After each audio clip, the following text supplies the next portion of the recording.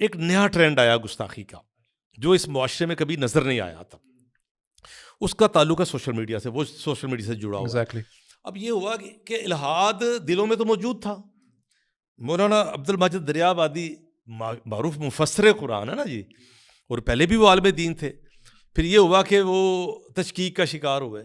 خود مولانا ابوالکلام آزاد رحمہ اللہ جو وہ اپنی تشکیک کا خود اعتراف کرتے ہیں صحیح کہ وہ تشکیک کا شکار ہوئے, اور تشکیک کا شکار ہوئے. خیر وہ اسٹیج تک تو نہیں گئے جس اسٹیج پہ مولانا عبد الماجد دریابادی گئے. پھر اللہ تعالیٰ کی رحمت سے وہ واپس آئے. اس طرح اور بھی کئی شخصیات ہیں, بات لمبی ہو جائے گی, میں جن کا نام گنوا. امام غزالی تو کہتے تھے اسکیپٹسزم جو ہے وہ دین کا حصہ ہی ہے. جی امام غزالی رحمہ اللہ کے والے سے بھی. اچھا خیر قصہ مختصر یہ ہے کہ جب یہ لوگ تشکیک کا شکار ہوئے پھر واپس آئے تو یہ مثالیں یہ نہیں کہ موجود نہیں تھی الہاد کی, الہاد کی مثالیں موجود تھی. اب ہوا یہ کہ دنیا میں جب سوشل میڈیا آتا ہے تو وہ بنیادی طور پہ آپ تو ہم سے زیادہ ان معاملوں کو جانتے ہیں. سوشل میڈیا یہ فیس بک بنی کاہے کے لیے تھی کہ 4-6 دوستوں نے یونیورسٹی میں رابطے کے لیے ایک ویب سائٹ بنائی, اور پھر وہ ان کی سنی گئی. معاملہ یہ ہے کہ اب یہ ہے کہ اب ہم لوگ بھی سارے فیس بک اڈکٹ ہو چکے ہیں. اب یہ جب چیز آئی نا تو یہ ہوا یہ کہ جہاں پہ ہر طبقے کو رابطہ آسان ہوا تو یقیناً جو الہاد تھا وہ جو دلوں میں پنپ رہا تھا اور موجود تھا اور کبھی کبھی زبانوں پہ آ جاتا تھا, لیکن جب معاشرے کے دباؤ کے تحت کبھی کھل کے سامنے نہیں آتے تھے, وہ پھر رابطے ہونے شروع ہوئے. جب یہ رابطہ ہونے شروع ہوئے نا تو کمیونٹی بن گئی.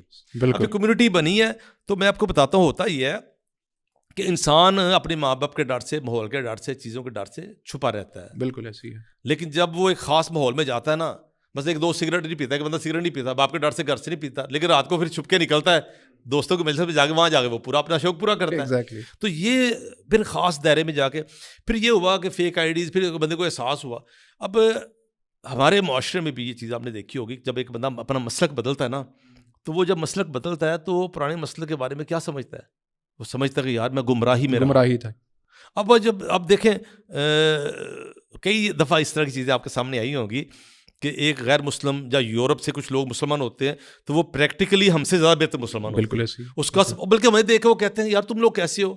ہمارا معاملہ یہ ہوتا ہے کہ ہم نسل در نسل مسلمان ہیں, ہمیں اسلام کی نعمت کی واقعتاً وہ قدر نہیں ہوتی, نتیجہ یہ ان کو قدر ہوتی ہے.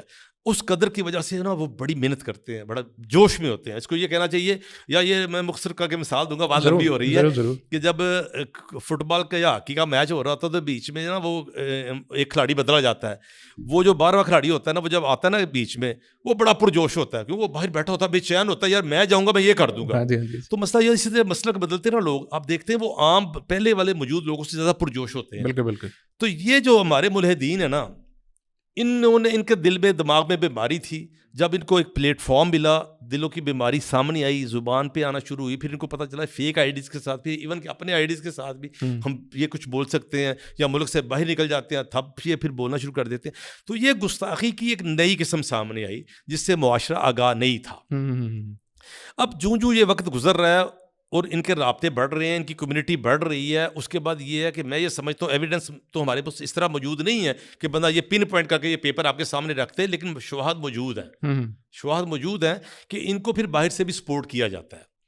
اچھا اس وجہ سے یہ جو نئی گستاخی کی قسم سامنے آئی ہے یہ ایک بدترین بےہودگی ہے. یہ تو اس لبرلزم کی بھی نفی ہے جو یورپ میں موجود ہے, یہ ان ملحدین کی بھی نفی ہے جو یورپ میں الہاد آیا ہے, کیونکہ وہ تو الہاد انہوں نے قبول کیا لیکن اپنا دین انہوں نے چھوڑ دیا, لیکن بدتمیز نہیں ہوئے. تو یہ وہ اس جوش کے تحت یہ نئی جو بلاسفیمی کا جو معاملہ سامنے آیا, پھر آگے بات ہوئے گی, یہ انتہائی غلیظ صورت.